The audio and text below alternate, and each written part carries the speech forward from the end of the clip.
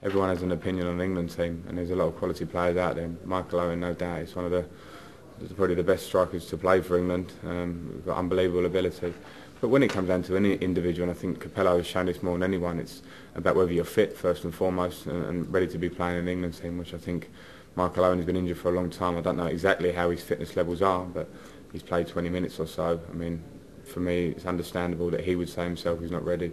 And whether you're playing well and your form's good, and I'm sure whether Michael Owens fit and playing well and his form's good, just the same as whether I am or whether Wayne Rooney is or whether anyone is, if you deserve to be in the England squad, you'll be there.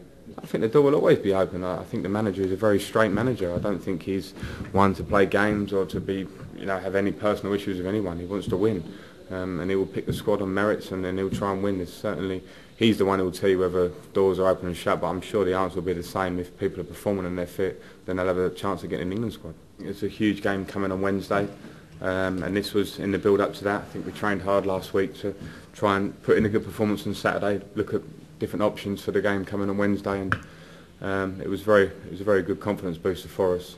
I think we've been playing pretty well at Wembley in the recent games. Since we've gone back to Wembley, there's been times when we haven't played so well, and it's very important we try and make it a fortress, try and make it very difficult for teams to come here and play.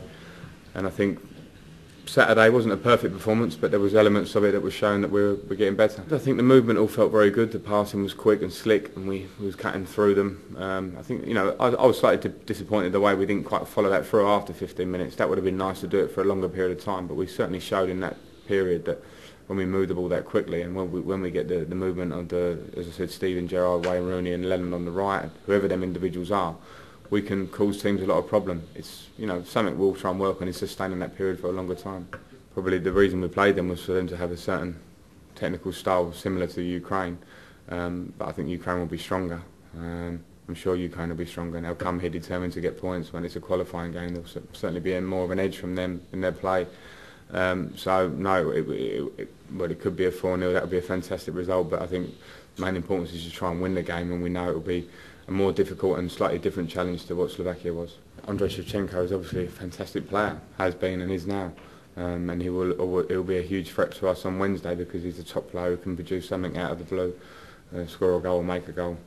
So I don't know why it didn't quite work. I think he had quite a few injury problems. I think maybe slight problems in settling in football terms in England, so he was in and out of the team at certain times.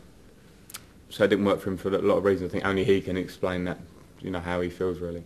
I know from working closely with him, these kind of games are the ones that he'll really want to do well in, and he's got that ability to do something different. So I think us Chelsea players for sure will know, and we'll speak with the other lads, but I don't think too many people need to be told when you hear the name Shevchenko, you understand he's going to be a threat if he gets an opportunity around the box. So someone particularly we'll have to watch very closely. I think the group's fairly tough in the way that we probably look at them and Croatia and Belarus now, who showed enough out there that they're going to be a tough game when they come here.